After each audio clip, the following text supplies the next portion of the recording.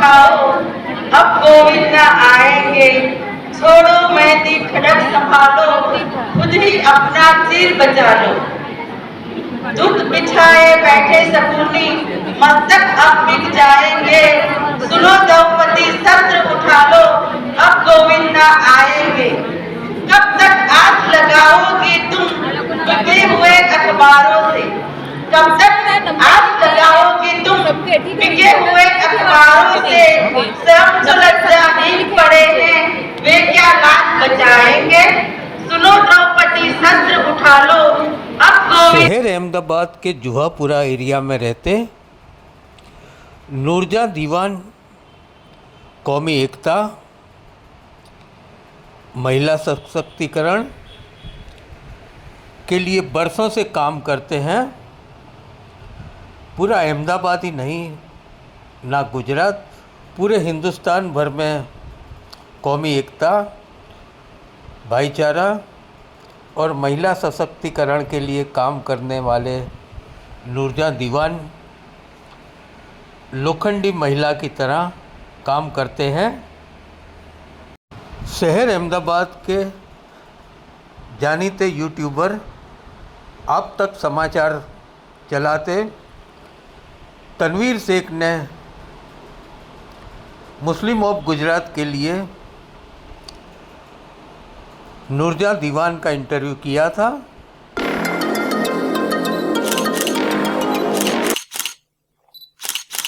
नमस्कार, the Muslim of Gujarat में आपका स्वागत है। बात करेंगे हम आज उस महिला की जिस महिला ने जो है मजलूम पीड़ितों के लिए आवाज़ें उठाई है, ह्यूमन राइट्स के लिए लड़ी है और जो है 2002 के दंगों में भी लोगों की आवाज़ बनकर उतरी है। उसके बाद जो अगर कोविड की बात करें तो कोविड-19 में भी जो है इस महिला ने हिंदू मुस्लिम तमाम के लिए काम किया है, जाति धर्म को देखे बिना। उसके बाद की अगर हम बात करें NRC NPR में भी ये महिलाएं जो हैं लोगों की आवाज़ बनकर खड़ी रहीं। आइए हम सीधा उन महिला से बात करेंगे कि क्या कुछ हकीकत है और किस तरह से इन्होंने जो अपनी कारकिर्दी में लोगों के लिए आवाज़ बनी, लोगों की आवाज़ उठाई। मेरा नाम नूरजहां दीवान है और मैं BMMA में स्टेट कन्वीनर हूँ गुजरात की। और ज़्यादातर जो काम जो मेरा है महिलाओं के साथ है, एजुकेशन पे है, बच्चों के साथ काम चलता है मेरा और ह्यूमन राइट्स पे काम करती हूँ मैं। किस तरह के काम आपने किए हैं? जैसे कि 2002 के दंगों की बात की है, कोविड की है और उसके बाद NRC NPR लोगों की आवाज़ बनी हो, किस तरह? देखिए, पहले तो मैं स्कूल में टीचर थी, साइंस स्कूल में बच्चों को पढ़ाती थी। मगर 2002 का जो दंगा देखा और उस दंगे के दौरान जो लोग कैंपों में रह रहे थे उनके जो हालात देखे, कैंपों में रहने वालों के बच्चे, महिलाएं जिनकी परिस्थिति बहुत ख़राब थी, दंगा पीड़ित थे, जिनके घर जल गए थे या जिनके घर के कोई न कोई गुजर गए थे, तो ऐसे लोगों को देख के मुझे भी ऐसा लगा कि मैं भी इनके साथ काम करूं। और वो स्कूल की जॉब मैंने छोड़ दी और मैंने कैंपों में काम करना शुरू किया। कैंपों में इतना काम करती थी, मेरी 6 महीने की बच्ची थी, उसको लेके मेरी फ्रेंड नसीम है, उसके थ्रू मैं कैंप में गई और वहाँ पे फिर हमने अमन समुदाय एक संस्था थी, उसके साथ हमने काम करना शुरू किया। तो जो पीड़ित महिलाएं थी उनको हॉस्पिटल ले जाना, उनको कंपल्सेशन दिलाना, उनकी FIR करवाना, उनके मकान जो जले थे उनका सर्वे करवाना। और सबसे बड़ा काम वो था कि जो बच्चे माइग्रेट होके आए थे अलग जगह से, जो कैंपों में रह रहे थे, जिनके घर जल गए थे, ऐसे बच्चों का एडमिशन कराया, काफ़ी लड़कियों का भी एडमिशन कराया। उसके बावजूद जिनके घर बार जल गए थे तो उनको अलग अलग संस्थाओं से, अलग अलग जो पैसे वाले लोग थे उनसे बात करके उनके घर में राशन की किट दिलवाना, फिर बर्तन वगैरह दिलाना, वो काफ़ी हमने काम किया। अमन समुदाय और अनहद, वो सारी संस्थाओं से मिलके, जन विकास से मिलके आगे हमने पीस का काम बहुत किया, क्योंकि उस टाइम पे दंगे का माहौल था और पूरे गुजरात में एक नफ़रत की राजनीति खेली जा रही थी। तो कैसे दोनों कम्युनिटी को एक करना, तो हम लोग गुप्ता नगर में हमारा एक ऑफिस था, एक नरोड़ा पाटिया में ऑफिस था, तो वहाँ पे हम हिंदू मुस्लिम दोनों कम्युनिटी के बच्चों को पढ़ाते थे। दोनों कम्युनिटी के बच्चे आते थे वहाँ पे, बच्चों के अलावा फिर उनकी जो मदर्स थी उनको बुलाते थे। तो वहाँ पे हम सिलाई क्लास चलाते थे, हैंडवर्क का काम करते थे। स्टार्टिंग में वो महिलाएं अलग अलग बैठती थी, हिंदू महिलाएं अलग, मुस्लिम महिला, पर धीरे धीरे उनको हम गेम के जरिए नज़दीक लाए और वो जो एरियो में हमने कौमी एकता का माहौल पैदा किया, पीस का माहौल पैदा किया। गुप्ता नगर में भी कंटिन्यूस हमने महिलाओं के साथ किया, बच्चों के साथ काम किया। जो लड़कियाँ ड्रॉप आउट हो जाती थी उनके पेरेंट्स को समझा के एडमिशन कराना। 2003 के अंदर आई थिंक अमन समुदाय के थ्रू हम सारे अमन पथिकों ने मिल के मद्रास के अंदर सन टीवी के पास में एक अंजुमन स्कूल है इंग्लिश मीडियम, वहाँ पे हम 110 बच्चों को पढ़ाई के लिए छोड़ के आए थे और काफ़ी बच्चे पढ़ के भी निकले। आज कोई डॉक्टर है, कोई वकील है, तो वो उससे मुझे बहुत खुशी हो रही है। ऐसे ही 250 बच्चे हमने अनहद के थ्रू रख के आए थे हम लोग नूर हॉस्टल में नडियाद में, लड़कियां और लड़के। तो वो बच्चे भी काफ़ी पढ़ लिख के आगे निकल आए। जमात इस्लामी के थ्रू हमने हैदराबाद में मैक्सको में बच्चे रखे थे और केरला में कुछ बच्चे रखे थे हमने कालीकट में।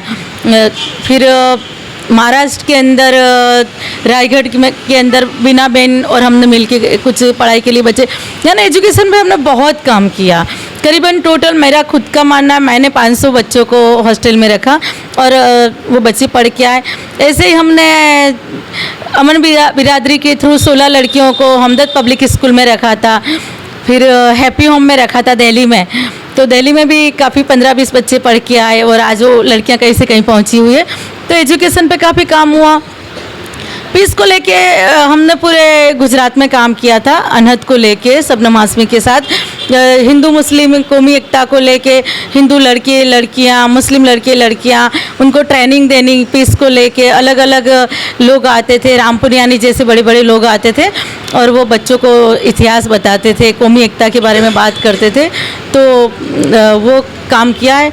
डेमोक्रेसी को हिंदुस्तान में कैसे बचाना, वो अनहद के थ्रू मैंने बहुत अच्छे से सीखा है, क्योंकि हम लोग तो पूरा कोरी स्लेट जैसे थे, मगर जैसे जैसे शांति को लेके, कौमी एकता को लेके, भाईचारे को लेके हमको ट्रेनिंगें दी जाती थी।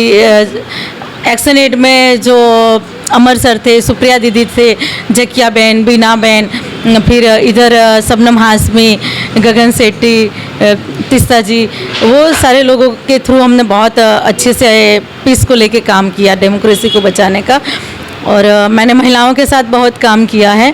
भारतीय मुस्लिम महिला एक मुस्लिम महिलाओं का एक नेशनल लेवल पे मूवमेंट है, तो उसमें मैं स्टेट कन्वीनर थी और पूरे गुजरात में मुस्लिम महिलाओं को ट्रेनिंग देना, इस्लाम के बारे में बताना, तलाक, इद्दत, महर के बारे में बताना, वो सारी अच्छे से काम किया है। जो महिलाओं को तलाक हो जाती है या जो घर बैठ जाती है महिलाएं, तो सरिया अदालत भी चलाई हमने 5 साल तक जुहापुरा के अंदर।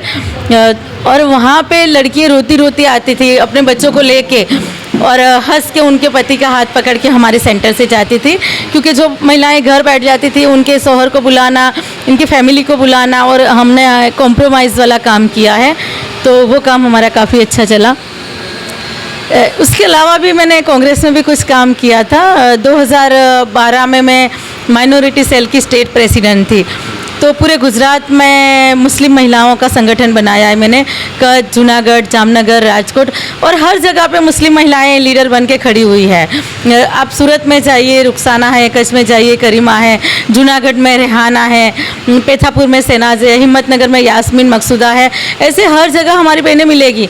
आप बोलोगे कि भाई हमको जूनागढ़ में मीटिंग कर रही है, तो हम यहाँ बैठे बैठे आपको 200-500 बहनों की मीटिंगें हो जाएगी। इतना बड़ा संगठन है हमारा और अच्छे से बहनें काम भी करती है। और मकसद तो मेरा एक ही था कि एक नूरजहाँ कल उठ के मर जाए तो काम रुकना नहीं चाहिए। पूरे गुजरात में ऐसी हज़ारों नूरजहाँ तैयार होके आए, ताकि वो काम मुसलमान बहनों का करती रहे, हिंदू बहनों का करती रहे और कौमी एकता पे वो काम करती रहे, पीस पे काम करती रहे। नफ़रत की जो राजनीति है उससे लोग बाहर आए। तो आज की तारीख में भी आप बोलो वहाँ पे मीटिंग हो सकती है पूरे गुजरात में। गुजरात के अलावा भारतीय मुस्लिम महिला आंदोलन और अनहद के थ्रू मैंने दिल्ली में काफ़ी काम किया है पीस को लेके। कलकत्ता में काफ़ी मीटिंग की है और एमपी में भोपाल, इंदौर, वहाँ पे भी काफ़ी काम किया है। दूसरा राजस्थान के अंदर काफ़ी मीटिंगें की है, संगठन भी बनाए हैं राजस्थान में हमने महिलाओं के।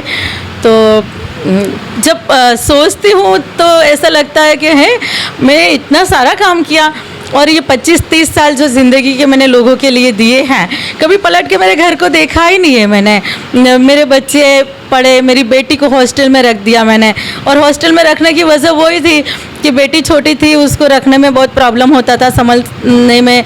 तो करीबन वो 4 साल की बच्ची थी और मैंने उसको हॉस्टल में रख दिया था। आज वो कॉलेज उसने पूरी कर ली, और जब घर वापस लाने की थी तो मैंने बोला बेटा आप घर आ जाओ। तो बच्ची भी बोलते अरे मम्मी जब तुम्हारी ज़रूरत थी जब तो तुम लोगों की सेवा करते थे, अब तो मैं दिल्ली में पढ़ूंगी। तो है कि काम के लिए मैंने कभी भी पीछे पलट के नहीं देखा, बहुत काम किया।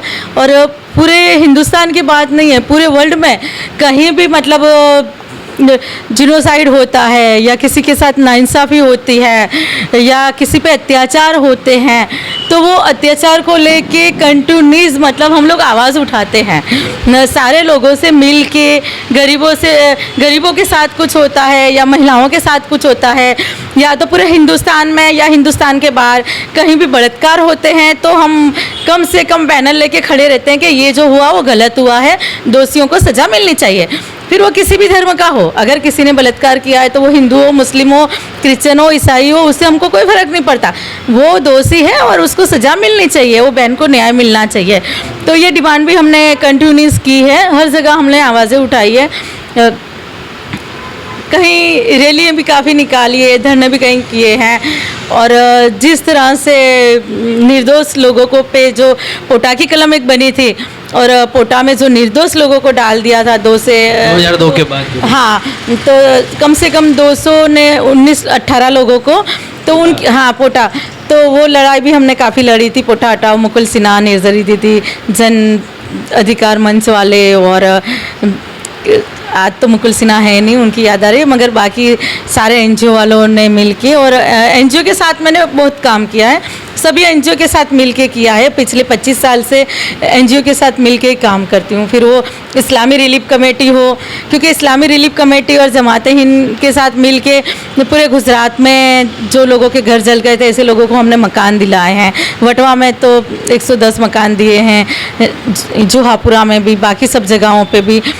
तो संस्थाओं के साथ भी मिलके मैंने काफ़ी काम किया है। संस्थाओं के अलावा मैंने पुलिस स्टेशन में भी काफ़ी काम किया है। सुरक्षा सेतु का जो प्रोजेक्ट था गवर्नमेंट का, तो वो प्रोजेक्ट के थ्रू ये जो कारंज पुलिस स्टेशन है, वहाँ पे पीआई पटेल साहब थे, तो उनसे मिल के हम लोग कॉलेज में जा के जो कॉलेज की लड़कियाँ थी उनको समझाते थे, उनको ट्रेनिंग देते थे, कैसे लोगों से बातचीत करना, कैसे अपने आप को संभालना।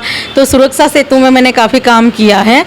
और जुहापुरा में तो पिछले 30 साल से, जब पुराना पुलिस स्टेशन था, अभी ये बाद में यहाँ पे आया, तब से हम लोग काम करते थे। हर काम के लिए मतलब पुलिस स्टेशन में मिल के काम करते थे। पहले 498 498 की कलम लोग ज़्यादा लगा देते थे, तो पीआई साहब खुद फ़ोन करते थे हमको, RM पटेल साहब थे उस टाइम पे, नीनामा साहब थे, કે બેન આવો ને અહીંયા 498ની કલમ ની વાત થઈ રહી છે, તમે આવીને સમજાવો ને। તો फिर हम जावे, दोनों पार्टी को बाहर लेके बैठते थे और उनका समाधान कराते थे।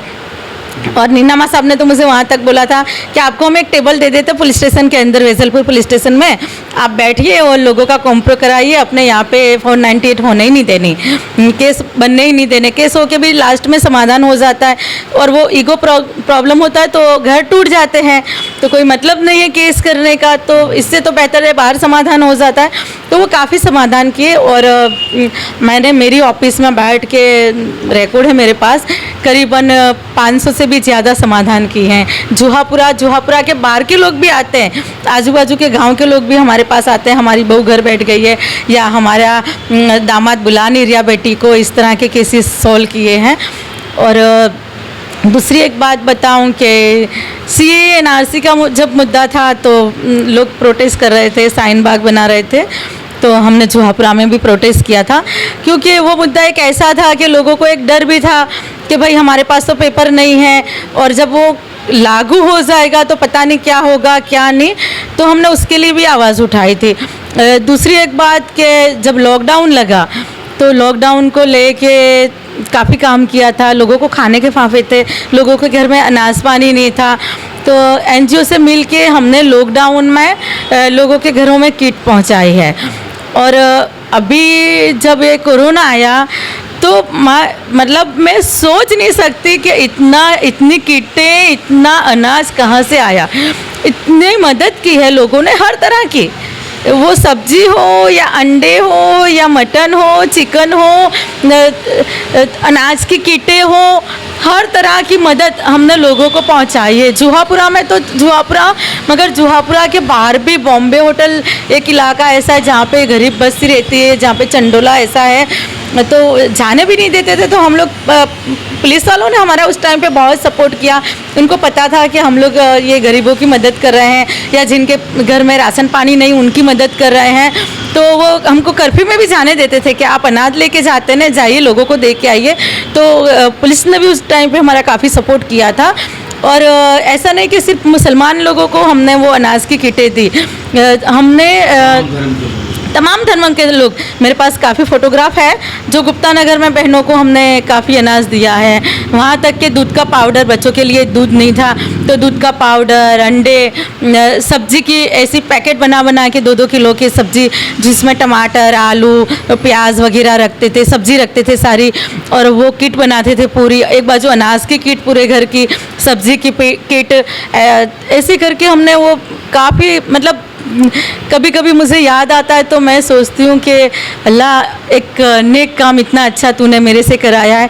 तभी तो लोगों की सेवा करते करते मुझे कोरोना हो गया था, और जब कोरोना हो गया मुझे तो इतना बढ़ गया था कि डॉक्टरों ने मेरे हस्बैंड को बुला के बोल दिया कि अब आपकी बीवी मुश्किल से 8 बजे तक जिएंगे, जिसको बुलाना है उसको बुला लो।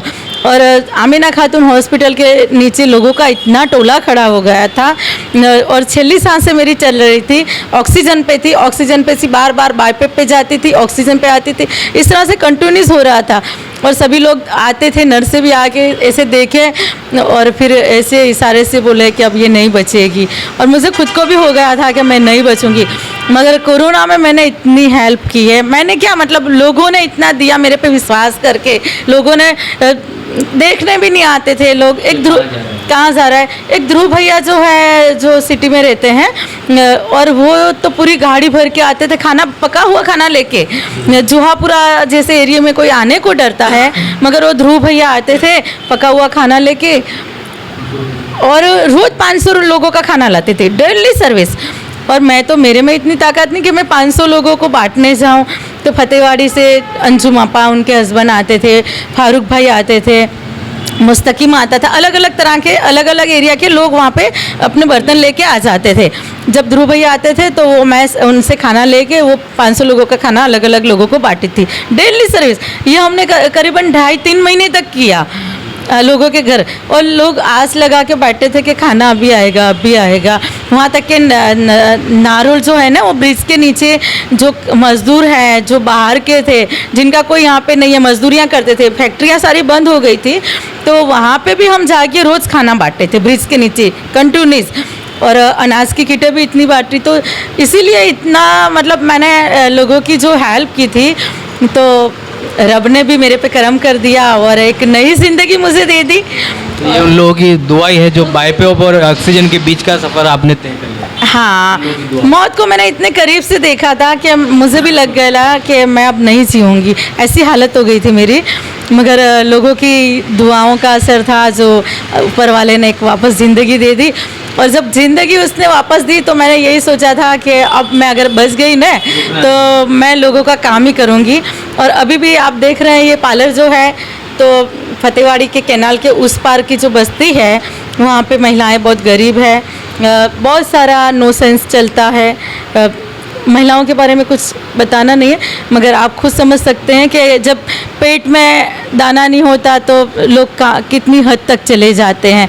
तो मैंने ये सोचा कि यहाँ ये सिलाई की मशीनें, यहाँ पे लड़कियाँ आती है, ट्रेनिंग भी लेती है, सिलाई की, ब्यूटी पार्लर की ट्रेनिंग लेती है, और फिर वो इसमें जो लड़कियाँ मुझसे ट्रेनिंग लेके गई है वो लड़कियाँ आज भी कहीं जॉब पे लग गई है। और जो महिलाएं यहाँ पे सिलाई सीख के गई है ना, वो खुद रेडीमेड भी सी रही है और ड्रेस भी सी रही है और अपना गुजारा कर रही है। अभी 10 तारीख से नई बैच शुरू होने वाली है, तो मुझे खुशी हो रही है कि चलो ये सेंटर इतना अच्छा है कि यहाँ पे कॉस्ट है नहीं, थोड़ा सा लेते हैं ताकि उनको यूँ ना लगे कि मुफ्त का है तो जाते नहीं जाते। हाँ, मगर बहुत कम कीमत में हम लोग सिखा रहे हैं उनको।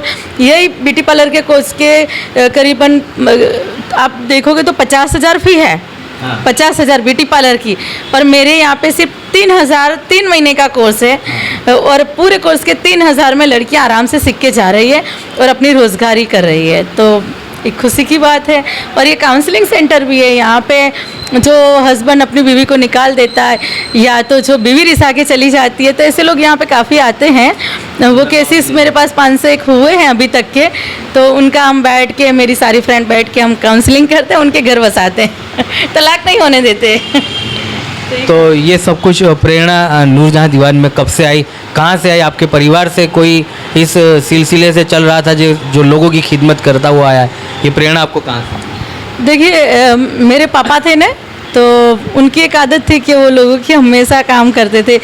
और यहाँ पे भी मेरे जेठ जो गुजर गए, अख्तर दीवान नाम था, प्रोफेसर थे, वो भी करते थे, मेरे देवर भी करते थे, मेरे हस्बैंड भी करते हैं, मगर मेरी फ्रेंड भी सब करती थी। तो और ख़ास करके 2002 का जो दंगा देखा और पीड़ितों को मैंने कैंपों में देखा, तब से मेरा एकदम दिल पलट गया कि मुझे अब लोगों के लिए ही काम करना है, और आगे भी मैं लोगों के लिए ही करूँगी। और मैं ख़ास करके शबनम हाशमी, जाकिया जौहर, बीना जाधव, उन लोग से, तिस्सा से तलवार, उन लोग से सीखी हूँ लोगों का काम करना, और मेरे में हिम्मत भी इतनी आई उन लोग से, और मेरे लिए वो एकदम आइडियल प्रेरणा रूप है।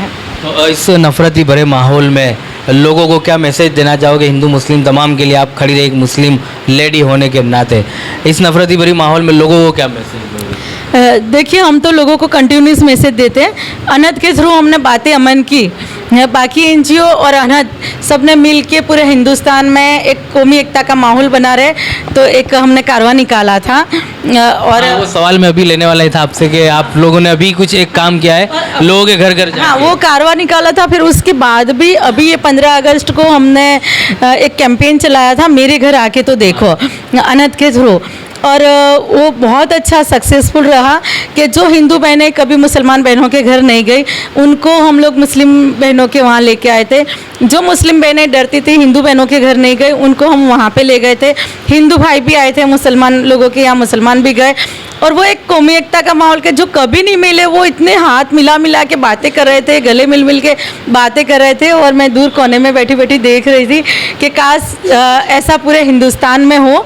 और फिर ये बातें अमन की, और मेरे घर आके देखो के थ्रू आज जब हमने कश्मीर में ये कारवां चलाया, तो कश्मीर में पूरे हिंदुस्तान से लोग आए थे, 40 लोग आए थे, और वो सारे नॉन मुस्लिम सारे।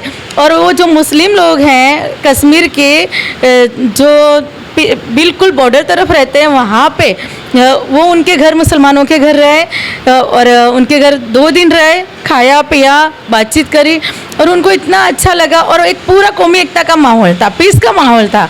और शबनम दीदी का भी यही मकसद था कि पूरे हिंदुस्तान में पीस, शांति बनी रहे, तो वो उसमें हम काफ़ी सक्सेस रहे हैं। तो मुझे भी खुशी हो रही है कि काश मुझे मौका मिलेगा तो पूरे हिंदुस्तान में मैं कौमी एकता का काम करूँगी, बातें अमन की करती रहूँगी, और लोगों को जोड़ती रहूँगी, नफरती माहौल से लोगों को दूर रखूँगी।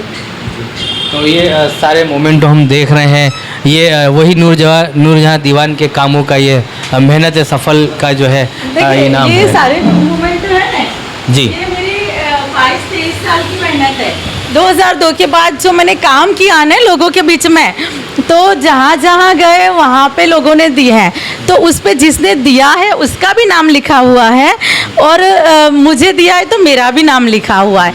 तो हैदराबाद से वो पीछे जो है ना, वो हैदराबाद से है, फिर ये जो है वो राजस्थान से मिले हैं, अहमदाबाद से है, फिर पूरे भारत भर से। हाँ, सारी जगहों से मिले हैं, एमपी से है, राजस्थान से, दिल्ली से, और इतने सारे जो है वो घिर घिर के घर में टूट गए, क्योंकि मेरा घर इतना छोटा है तो इतनी जगह भी नहीं थी, तो इतना एक थैला भर के तो घर पे पड़े हैं, और जो अच्छे थे वो लगाए हैं। अगर उसको देखने हो तो मैं लेके आऊँगी, मगर इसको देखती हूँ तो मुझे एक खुशी भी होती है कि ये मेरे काम का नतीजा है ये। और घर में सब बच्चे बोलते थे मम्मी इसको क्या करेंगे, इतने सारे जमा हुए हैं, तो इसको भर के रख दो, तो बेटी ने रख दिए। फिर अभी मैंने इसको निकाल के यहाँ लगाया, मैंने क्या रहने दो, कम से कम मुझे याद आती रहेगी कि मैं लोगों के काम के लिए कहीं हैदराबाद गई थी, कहीं एमपी गई थी, राजस्थान गई थी, दिल्ली गई थी, महाराष्ट्र, बॉम्बे से भी मुझे याद 2-3 जो है वो बॉम्बे से मिले हुए हैं, और यहाँ से भी। और दूसरी एक बात बोलूँ आपको, 10 साल के अंदर 2002 से लेके 2012 तक जिसने बहुत अच्छा काम किया है, ऐसी कुछ 10-12 महिलाओं के नाम थे। तो गुजरात में से एक मेरा भी नाम था, नूरजहां दीवान ने, और दिल्ली में मुझे सम्मानित भी किया था और बुक्स भी बनी है। मैं अभी आपको वो बुक्स दिखाऊंगी। और बॉम्बे में भी, हाँ, बॉम्बे में भी एक बुक निकली थी जिसमें मेरा नाम है कि गुजरात तरफ से मैंने बहुत अच्छा काम किया है। उस बुक्स में मुझे अवार्ड भी दिया है। और सबसे बड़ी बात, भास्कर पूरे गुजरात में से महिलाओं को सम्मानित कर रहा था कि जिन्होंने बहुत अच्छा किया है उनको सम्मान पत्र देके वो सम्मानित कर रहा था। तो एक नाम अहमदाबाद से मेरा भी था, मुझे भास्कर तरफ से भी सम्मानित किया है। तो काम तो बहुत किया है और लोगों ने इज्जत भी दी है इतनी। चलिए, तो ये थे नूरजहां दीवान। और कहा जाता है कि यूँ तो खुदाबंदी के लिए लाखों फरिश्ते बनाए गए हैं, लेकिन इंसान को बनाया गया है दर्द इंसान के लिए। तो ऐसी ही मिसाल जो है नूरजहां दीवान को देखकर याद आती है कि इंसानों का दर्द बनकर खुदा ने जो है इनको इस धरती पर उतारा है कि जो खुद लोगों के लिए इतना काम करती है, खुद का घर इतना छोटा, बच्चों को हॉस्टल में रखना, पति के साथ जो है साथ कितना एक मेल मिलाप करना, उनके साथ उनकी बातों को एक दूसरे को समझकर चलना, परिवार के साथ जो है समय छोड़कर बच्चों का और लोगों के साथ समय बिताना, ये तमाम बातें साइड पर रखकर लोगों के काम के लिए निकलती हैं। और इनाम में जो है तस्वीर में सारे ये मोमेंट आप देखते हैं। उसके अलावा दुआएं इनके मिलती हैं कि कोविड जैसी परिस्थिति में जो लास्ट स्टेज पे कोविड होता है, वहाँ से नूरजहां दीवान लोगों की दुआओं से वापस आती है, उस वक्त के लिए आती है जो मज़लूम लोग आज भी ऐसी नूरजहां दीवान का इंतज़ार करते हैं कि ऐसी नूरजहां दीवान आए और हमारी मदद करे। तो ऐसे ही तमाम खबरों को देखने के लिए मुस्लिम ऑफ गुजरात को देखते रहिए। धन्यवाद।